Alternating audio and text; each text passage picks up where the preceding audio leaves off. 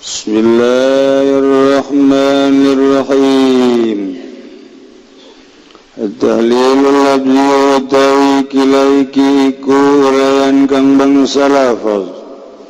Idza kharastum ay al-kharasu tawi kharasu naksir taqdiru ma'alan nakhli iku ngira-ngira barang kang tetapi ngadasa korma menarrotabi saking korma basah wa ma'alal karam lan barang kang tetapi ngadasa alal kurmi anggur minal inabi saking anggur wal manalan utai manana iku idza qadara al-amilu asmaratat kala ngira-ngira sapa al-amilu amil asmarang birang buah araftum lan ursira kabahaqallah in haqallah faqta'a minha ma syi'tum maka mestikan sira kabeh saking simaring barang kang kersa sira kabeh fa fi taqdiril kharzirani kutatabi dalam nyerang-nyerang kenek sira fatun utawi welas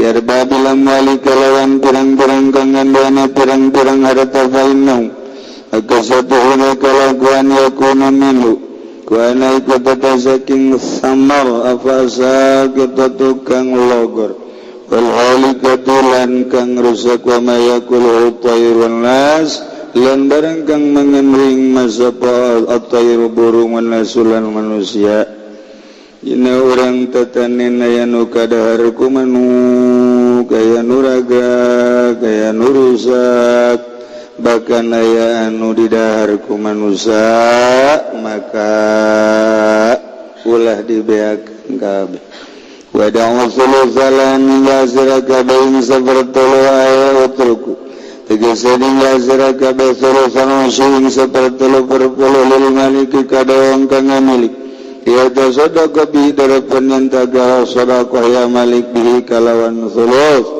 ala aqriba ingat pirang-pirang karabat yang malik ujurani dan pirang-pirang tetangga dari malik fala yazimu alaihim min malik makarana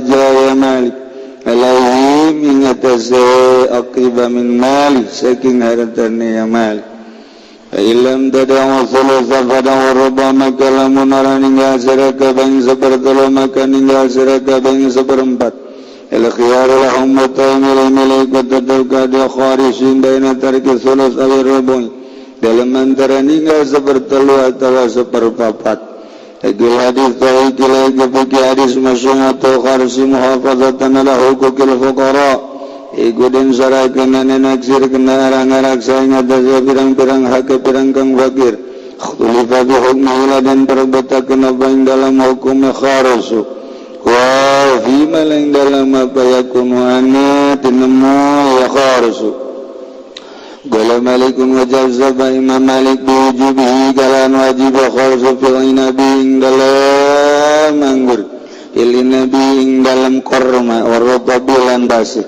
wa lan korma basah wastadalan rawa dalil malik alla dzalika nyata semengkana wajib hadisi atabata itab allazi ba'da hadzal hadis kalawan hadis kitab menang atab itab allazi ba'da inggalun kang ketambahan sahih hadis rakam 120 genap Baqala Ahmad wa Syafi'i ngajasa Imam Ahmad dan Imam Syafi'i di ngajak lapan di sana kharsu dan sunahkeun apa naksir rutab lina faqat balaka tapi gairihi orang dalam liana karena rutab lan ainat stadalan ngedalilan ya karena Ahmad lan Syafi'i hadis Aitab kalawan hadis Aitab atau Aitab allazi sayati kang besok bakal teka iya lazi ogola Abu Hanifah tu santri bangena kita geus ngaji nginaeun coba nu teu mondok ngahaneng lekos kebo ogola Abu Hanifah dalam itu sebab ahli balaya juzul kharsu arawan langapan aksiriana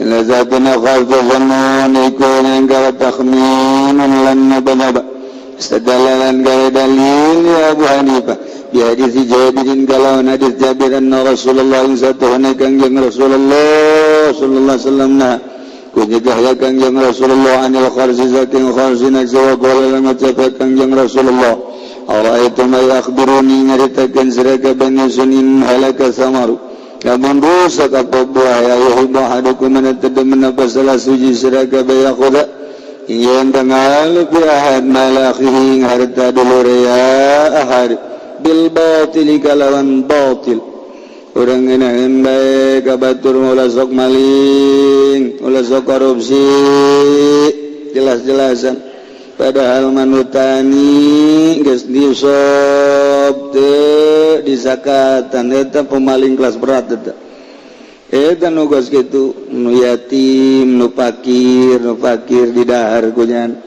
ada usahanya padahal mah geus diusop dina usahana ka batur mah ulah korupsi ulah maling padahal nyana eta adalah pamalingan anu henteu kanyahoan ku urang di akhirat eta nu bakal dikerekep ku malaikat zabaniyah ngaranna mah bagus Haji Makmun Haji Soleh bagus ngaranna warenganan ngadaharan harta fakir lantaran teu dikaluarkeun zakatna wajaban hadis atap lagi uci cenah bisa we kajian yang medek bibisanan bae wajaban hadis atap lan ngajawab ya Kanjeng Rasulullah wajaban hadis atap lan ngajawab kitu ya Abu Hanifah hadis atap saking hadis atap anna zalika kalawan satuhuna mengkono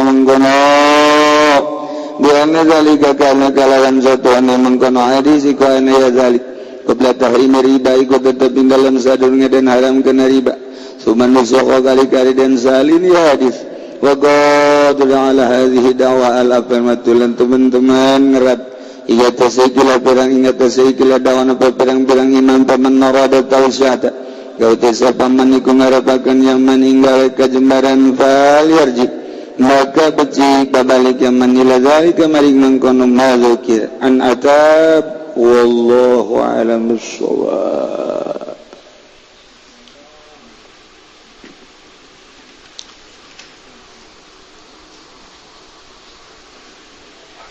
Bismillahirrahmanirrahim.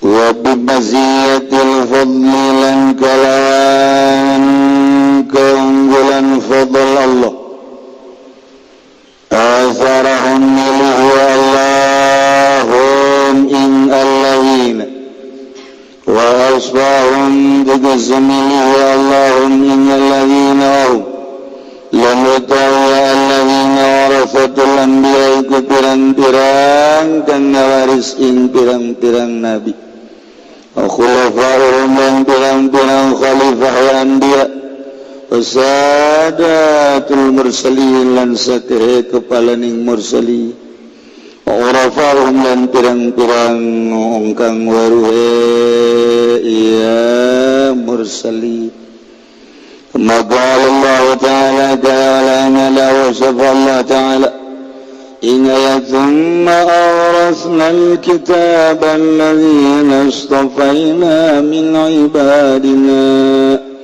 فمنهم ظالم لنفسه ومنهم مقتصد ومنهم سابق بالخيرات بإذن الله ذلك هو الفضل الكبير.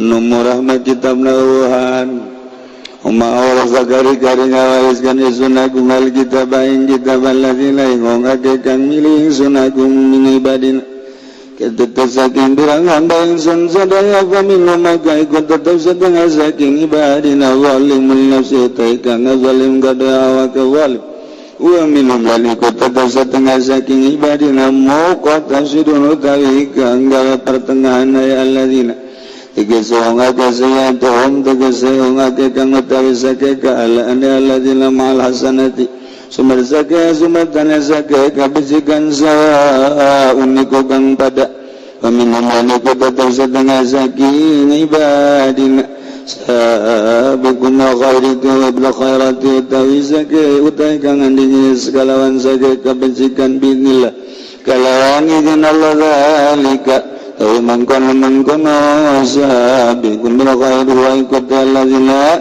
al-fadlul kabir.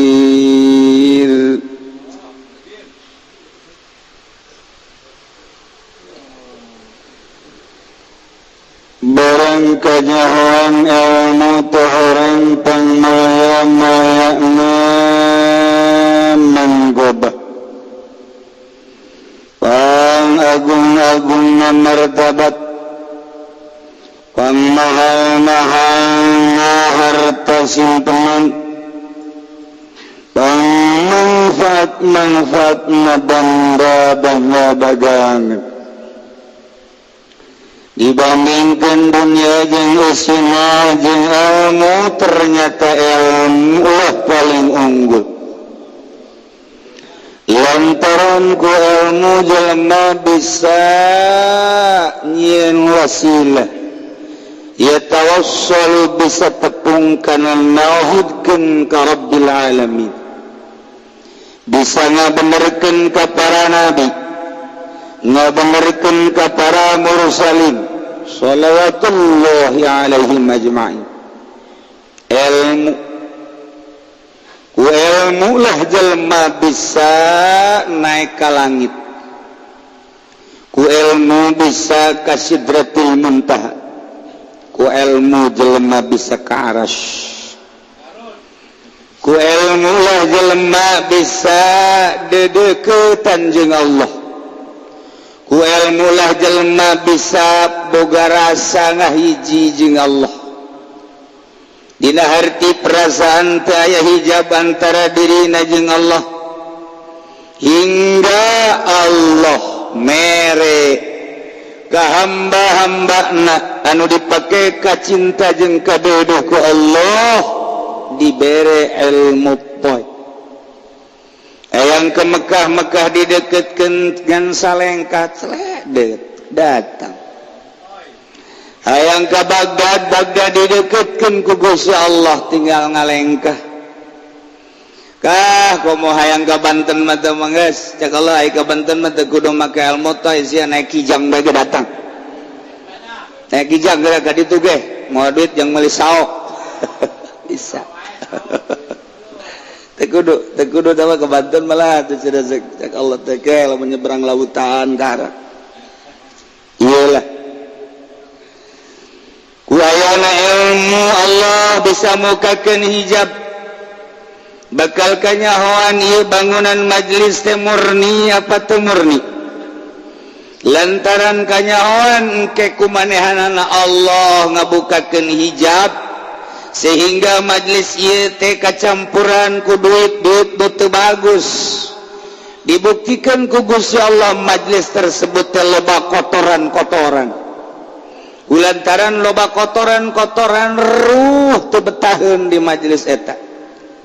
Sakumaha irung urang lamun ngambil kotoran-kotoran manusia teu betaheun hayang geura pindah, itu kene ruhani cicing di majelis padahal majelis dibangun jutaan miliaran. Wah agrengan sakadar di deleubu bagus amat keramikna, bagus amat tihangna, bagus amat kentengna, ketika didiukan teu betah lantaran roh teu darima sebab baueun.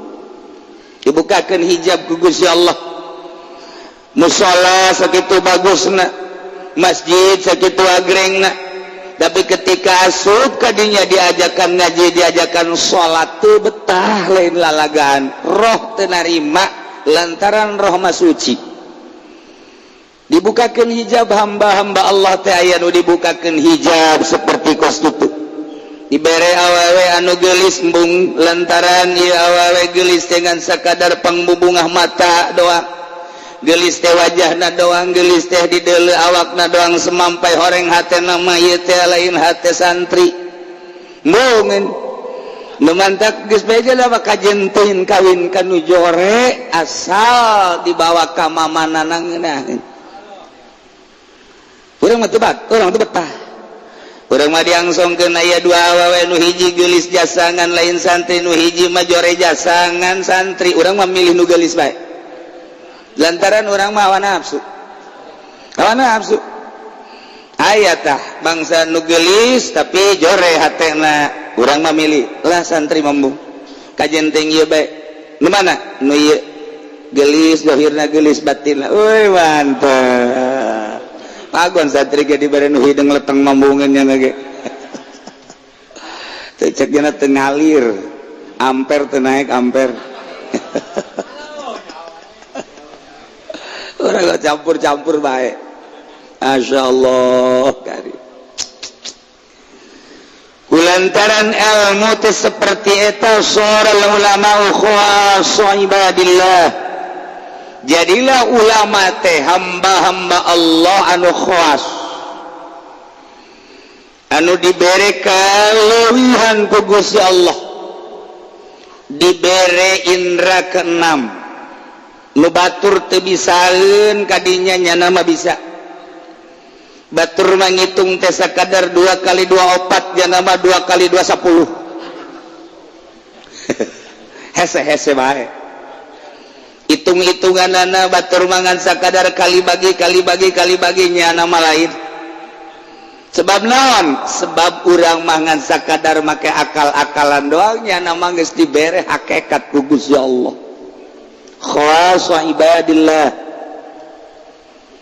numana alladzina ijtabahum ila ma'alimi dini nyaeta jelema-jelema anu Allah milih dipilih ku Allah jang tanda-tanda jeung tetengger agama Allah luhur agama Allah dicekel ku nabi luhur agama Allah dicekel ku para sahabat luhur agama Allah dicekel ku para wali-wali Allah sanajan dek dieuweuhkeun tanda-tanda kewalian wali sanga nu aya di urang tetapi memang kenyataanana wali Allah teh aya tetep bae teu bisa Wahabi nganyatakeun tidak ada wali sanga di Indonesia Muhammadiyah teu percayaeun apa itu wali sanga Persib sarua bae nu nyahonya nama Ajat Sudrajat tetep bae terus we sebab memang jelas aya luhur wali Allah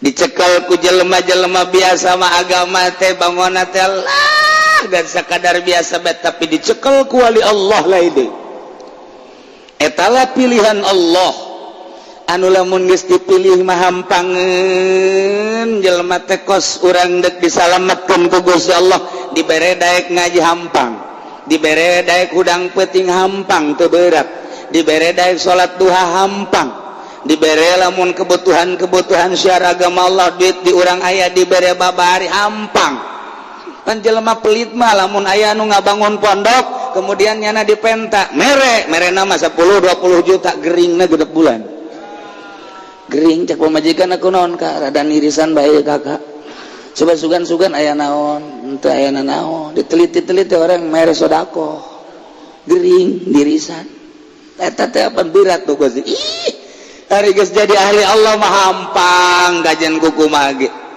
okos jelema tukang ceramah lantaran nyana beuki jangan mah ceramah teh hampang berangkat teh hampang 2 panggung 3 panggung hampang basalah suanajan kuku mage emang geus didinya aya nyana mah hampang kos nu dagang teh lantaran didinya diberena ku geus hampang berangkat jam 3 terus ke pasar induk balik ke pasar induk batur rumah sholatnya nama di mobil ngingeng datanglah ke pasar masarnya hampang baik sanajan teh sholat hampang dibere jadi emang pinarakaeun meureunana ngantor bae sanajan duit teh diperhitungkeun haram apa halal emang didinya jadi jelema teh geus dibere sa makom makomna didinya dek digaditukeun ku Allah makom didinya dek digaditukeun ku Allah makomna didinya dek digaditukeun ku Allah nah Allah ge milih jang tetengger agama Allah atuh dibere hampang bae kajen ku kumaha ge ngeunah bae hampang bae geus pilihan Allah ittabahum ila ma'alimi dini wa hadahum ilaih jeung Allah nuduhkeun karanjeuna dek dika Allah memeh ku Allah dek dipersiapkeun jang ngajak ka Allah nyanana heula dibere hampang dika Allah geul ngirahin diajak ku ahli Allah malantarannya hoslah okos jelema belajar ngampak kemudian nyahoeun kana urat-uratna urang deuleukeun ge ngeunaheun sakali dua kali blak sakali dua kali blak lantaran di deuleu uratna oh ieu di dia di kampakna oh di mah kampakna sarua ngeunaheun okos tukang nyuntik cekal oh di dia suntikna oh di dia salah lager jelema tapi lamun jelema teu dibere maziyah dina bab nyuntik ieu penyakit tadi dia suntik di dia pegelna sabulan pegel sabulan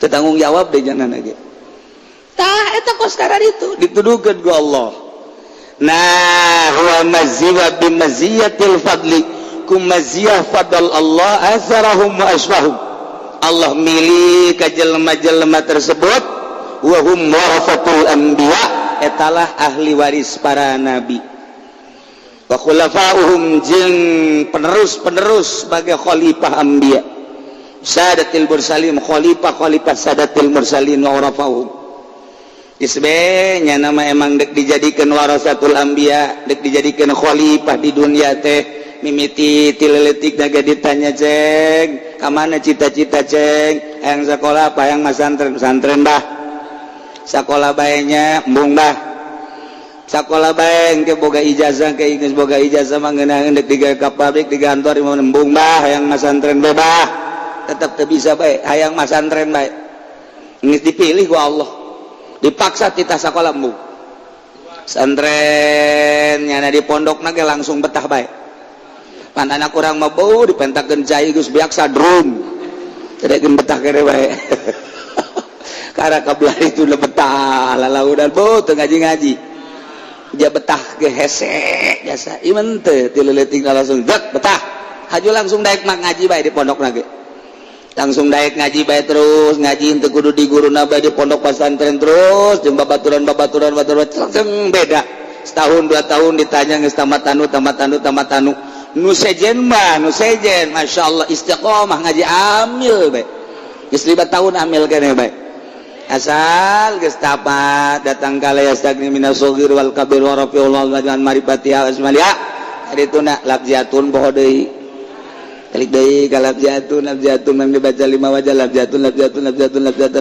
keur ngaji mah datang bae ka pondok labjatun mang dibaca 7 wajah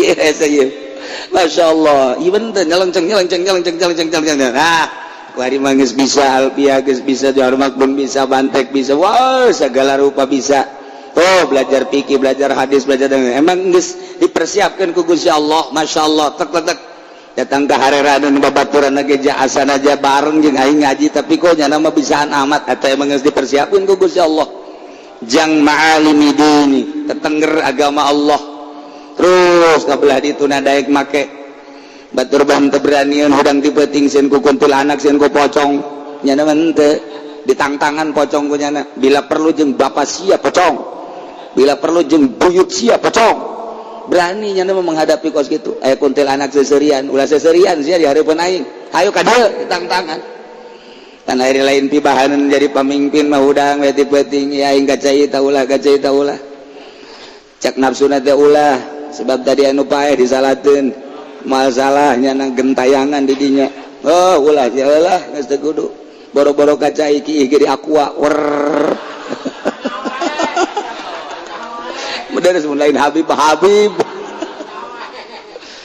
lain pemimpin lain calon pemimpin mah beranian bae zalah ke kuburan di dinya teh kuburan teh manggaring di luhur gunung sorangan kasih dongengna nabi sieun ka luhur gunung sorangan dongengna para rasul sieun ditangtangan ku nabi mah naon bae oge sebab boga keyakinan makin deket jeung Allah boro-boro makhluk boro-boro manusia hewan-hewan ge sujud sieun ka manehanna baru dipake kasih tasbang iyalah geus dipersiapkeun horenganan ti warasatul anbiya mulai nyana ngora keneh geus beda ilmuna geus ayaan tingkahna geus bagus pagawean-pagaweanna ditingali positif sehingga bangun pohoan teh agada ilmu urang mapan minggu kamari mun ditanya teh nyaho hiji jajan minggu kamari carita ke naon karena lah aya ieu rekamanana Poho urang mah. Tah urang lamun teu paroho ieu geus palinter sebenarnya. Poho. Naon eta nu nyeun poho? HP teh nyeun poho. TV nyeun poho. Keluar neuleuh susu poho eta. Neuleuh pingping poho. Geus neuleuh nu kaditu bae eta. Balik ngaji teh lain nyaritakeun agama, nyaritakeun we jahe geulisnya.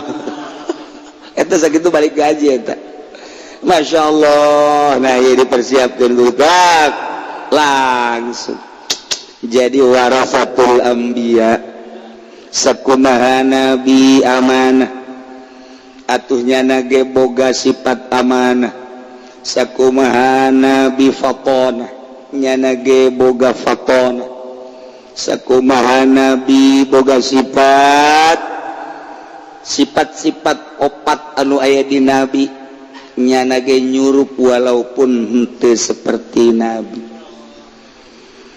Lamun nabi dakwah teh teu hayang sama sakali kana dunya, nyana ge niru-niru nabi. Nabi la as'alukum alaihi ajra, nyana ge sarua. Sebab urang teh pantitah nuturkeun nabi, sebab nabi teh itu uswatun hasanah. Laqad kana lakum fi rasulillahi uswatun hasanah liman kana yarjullaha wal yaumal akhir. Bagi jelema anu berharap hayang kapanggih jeung Allah, berharap yaumal akhir salamet, nyana nuturkeun nabi. Sagala rupana nabi teh dituturkeun.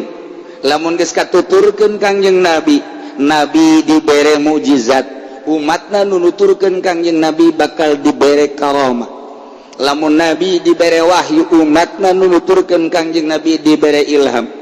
Lamun Kangjeng nabi langsung munajat jeung Allah, dibere mukalamah jeung Allah, wali Allah ge sarua. Sehingga dahar kumaha ceuk Allah, nginum kumaha ceuk Allah, sare kumaha ceuk Allah, mimitina kumaha ceuk Allah teh diatur ku syariat. Syariat seakan-akan ngegedor hatena. Ketika deuk dahar cak syariat dahar halal, ketika deuk inum cak syariat ngegedor hatena inum halal. Ketika manehanana deuk silaturahim mana digedor hatena silakan. Ketika dek dakwah digedor hatena hegae melalui syariat-syariat eta lah kablah dituna makin deket jeung Gusti Allah.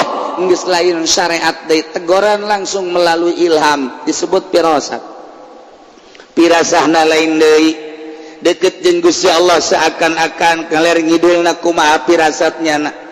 Urang ulah sok tuturuti ceknya urang teh aing rada aya pirasat diulahkeun ka di pirasat naon. Di badan teu naon henteu dibere pirasat kos kitu. Teu dimeunangkeun aing ka ditu cak Gusti Allah, boh udah pohara jasa deukeut jasa tabah jeung Allah. Nah ieu lah wali-wali Allah teh geus diboga geus dibere pirasah. Ngimpina geus lain. Ngimpina sering kapanggih jeung ahli-ahli Allah. Ngimpi kapanggih jeung para kutubul aulia. Ngimpi dibawa di alam mana, ngimpi kapanggih naga jeung para wali-wali Allah, kablah dituna ngimpi kapanggih jeung Kangjeng Nabi. Itulah tanda-tanda ahli Allah. Urang mah kablah dia ngimpi teh di udag-udag anjing. Sape jasa di udag-udag anjing, urang haju kagang. Di gang didinya nyumput, hayang ki aya sumur, wer ki horeng ngompol. Urang ngimpi teh kos kitu, masyaallah. Tuh kan. Warasatul anbiya wa khulafa'uh, nyana teh dipersiapkeun jadi tetenger agama, jadi warasatul anbiya, jadi khalifah para nabi, khalifah sadatil mursalin.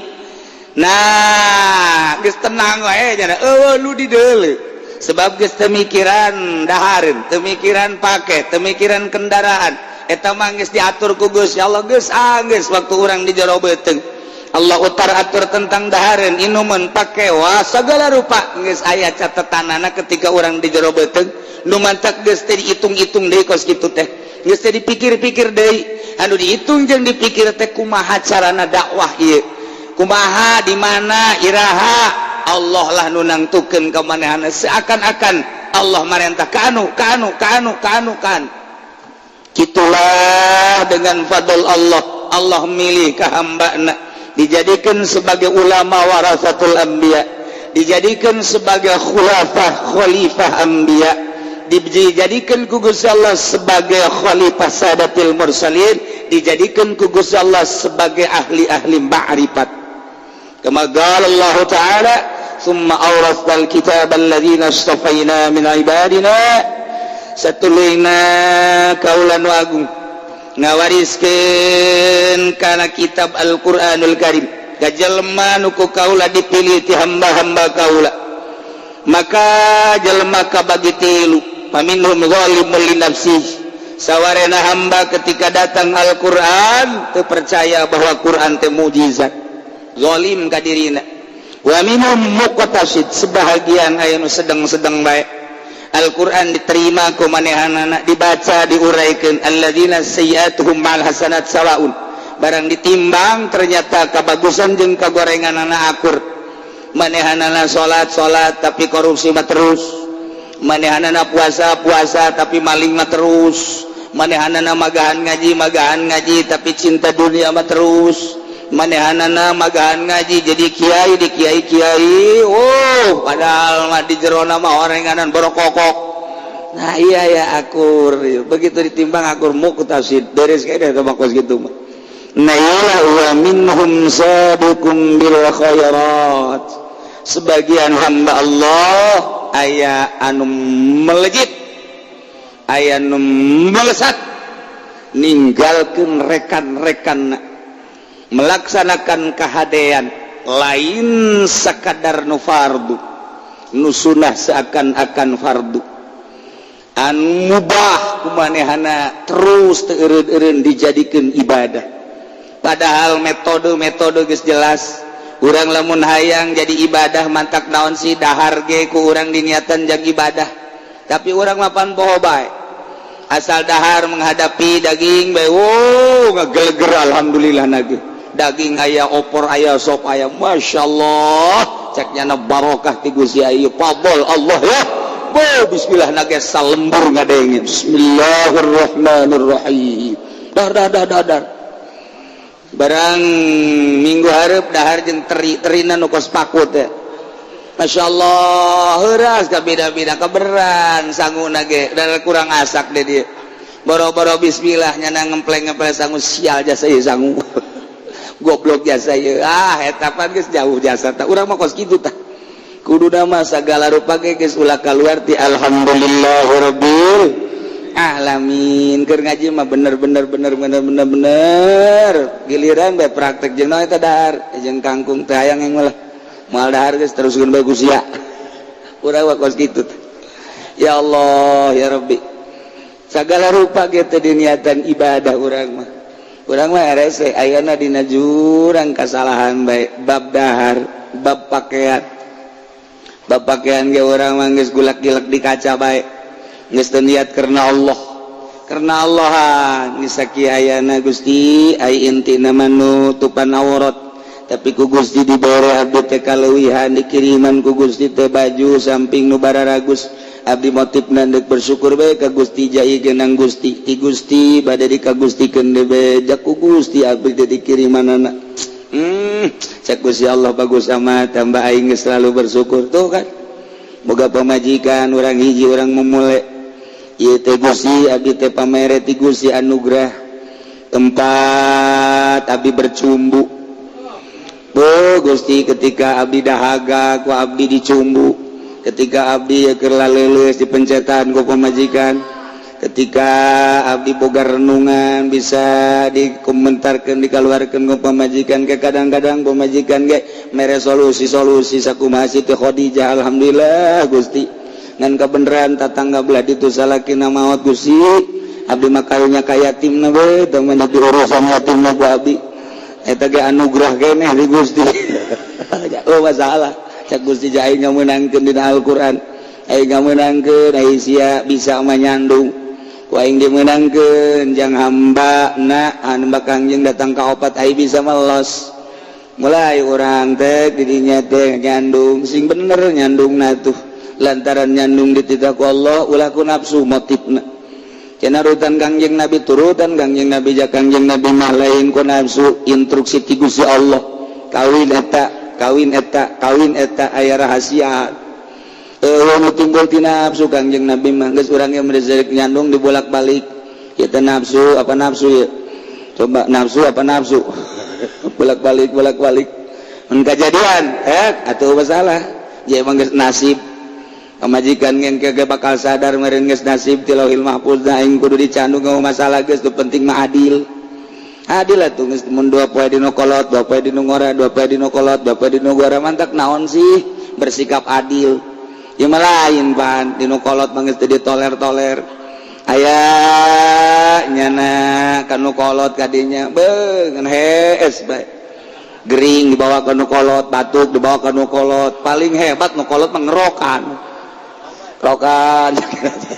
giliran berjumpu kanu ngorapan goblok eta jelema nu kos kitu artina teu bisa atuh mantak naon duh kanu kolot biasa kanu ngora biasa cenah bogoh ieu kanu kolot urang semu bogoh bae kanu kolot bohong amat teu bogoh ja anak geus baranakan itu geus teu bogoh kuari mah teu bane teu anakan nah berarti kan orang kudu dilus-lus malah bebeja kanu kolot ja kakak mah teu kuat ya hayang nyandung di tilu tuh masalah jang nu kolot ya masalah tuh geus kolot aju kan bebeja deui asana kurang 3 mah 4 tek bae cek nu ngora teh 4 ge masalah geus nu penting mah tuh sing puguh bae di desa peuting mah lain Pak di nu ngora waktu di nu ngora jam sabaraha bae kanu ngora kanu kolot mah balik subuh jublek sudah hudang asar oh masya Allah giliran nyeseuh di nu kolot gering di nu kolot segala rupa di nu kolot bercumbu baik kanu ngora pan eta tolol tadu kos kitu tolol tadu kos kitu nah rapihan ku urang sebab urang bakal kapanggih jeung Allah geus nu kolot digilir kurang sakumaha biasana nu ngora urang digilir nah ieu lamun urang deuk dijadikeun khalifah bisa takos kitu teh tah urang nak dijadikeun pamimpin bisa nah ieu Allah milih ka hambana neuk dikasorgakeun dibere ku Allah jalan-jalan ka sorga urusan ilmu dibikeunan ka batur tanpa aya iwat urusan tanaga dibikeun ka batur tanpa iwat urusan wawasan dibikeun ka batur tanpa iwat urusan naon bae dibikeun ka batur tanpa iwat kitu kene di rumah tanggana rapi neuk beberes batur kumaha di rumah tangga bentrok bae turun-turun tatangga yang nyahueun ya asana ribut asal datangnya ribut tatangga ge nyahueun emeng ge emeng nyahueun mun urang nyarita mah ta jeung emeng kunaon sia ngeok-ngeokan aing ngadengna unggal poe ribut bae cek emeng nyahueun bahasa emeng ge nyaho segala rupa emang nu aya di imah urang teu ngahadiran ka urang teu memperhatikeun hayang memperhatikeun ka meja-meja memperhatikeun kabeh nu aya teh yusabbihu lahu maca tasbih kapan ka Gusti Allah naon nu aya batu maca tasbih imah maca tasbih kayu maca tasbih sagala rupa maca tasbih goblok amat lamun batu kayu maca tasbih ai urang poho ka Allah mata ketika urang darder yang serikeun ta meja cek meja tadi si jelema cek jana teh datang ka dina ngan darder tuh jauhin kan lagi nah tapi lamun dipilih ku Allah jadi hamba Allah anu bakal pisalameteun nyana mawas diri meureun manan ribut jadi diri aing aya kasalahan yang aya kakurangan meureunanan mulai diperbaiki lamun urang bagus adil atuh kabeh ge bilu adil segala rupa kemulu adil nah ku Allah dipilih ndek pijadieun pemimpin dibere babari bae sanajan nyandung dibere babari jeung dibere adil boga ilmu dibere babari jeung dibere adil tara aya wilah-wilah ieu mah lamun dihareupeun bupati ngomongna ge lain deui ngalemna pohara jasa sakadar hayang dibere sabaraha Habib 300.000 kan uang jalannya berapa itu aduh masya Allah karim pohara jasa nah iya diberi lurus warasatul anbiya lantaran cek Gusti Allah kangjeng Nabi nyaritakeun man salaka tariqan yatlubu bihi ilman salakallahu bihi tariqan ila jannah jelema nu neangan ilmu sarua jeung endek neangan sorga nambah jalan nyarita kenon gitu neangan ilmu itu seakan-akan ngambah jalan ke surga. Jelema kadeuleuh makan deuk ka majelis salim padahal eta teh keur menuju surga. Masya Allah. Cek Kanjeng Nabi. Jelema daratang ti kaler ti kidul tewatan ka ti kulon di mana-mana hendak menuju majelis salim zahir nama ka majelis salim. Neangan nyana tempat di mana ya ing ye. Ah ngeunaheun ya di jero ye, neangan deui di dieu ye, di mana di tihang abeh ngeunaheun tungkulna. Aya nu lah hayang lalega di luar bae cek jaran teh di luar. Aya nu hayang babari abeh ngopi ngeunaheun di luarna rada jauh. Eta sarua kabeh ge neuk menuju surga. Aya nu bebeneran neuk ka surgana di jero majelis. Aya anu rada kajeun rada jauh ge di luar. Aya nu kajeun aing mah asal kabawaan surga bae di handapeun tanggal Ambon. Eta kabeh ge menuju surga.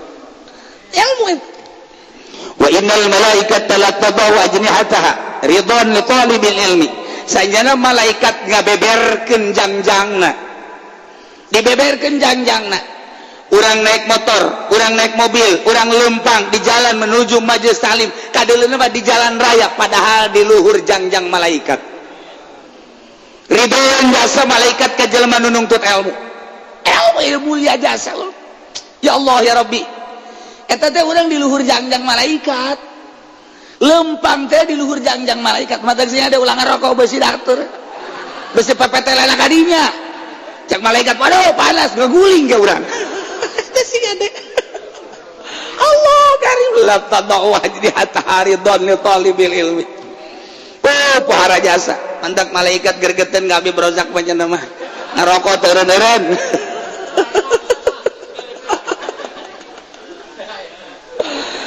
Wa innal alima la yastaghfiru lahu fi man fis samawati wa man fil ard wal hitan ijaubil ma'i. Sanyana alim, sanyana kiai ulama eta teh dipangmentakeun hampura la yastaghfiru lahum man fis samawat.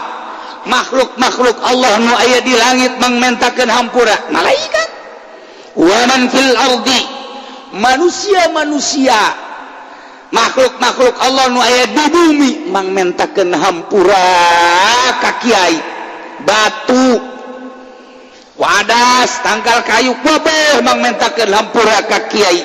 Wal hitan lauk-lauk nu aya di laut di empang di mana-mana kabeh mangmentakeun hampura ka kiai. Ya Allah ya Rabbi. Kadeuleuh nama lauk lele eta golpak padahal cenah keur maca istighfar Gusti panghampurakeun kiai pulan. Eta lauk di laut sok kitu gedena nya teh maca istighfar mangmentakeun hampura jang kiai. Bobeh makhluk Allah di langit, di bumi, di cai mangmentakeun hampura ka jelema anu boga ilmu nu ngembangkeun ilmuna lillahi ta'ala. Lain letik-letik pangkat kiai teh lumantat sabalikna lamun eta kiai boga ilmu dititipan ilmu kemudian pakai neangan dunia malaikat geus gideg bae. Aduh cek malaikat si kiamat ya ambeun aing rada lain deui aing mah nek ngambeun geus hangru. Jadi ku malaikat ka ambeuna hangru bentek bau bentek mentak teu seungit si kiai teh padahal mah ilmu aya di nyana tapi masyarakat teu ngambe sebab malaikat ge nutupan irung bae.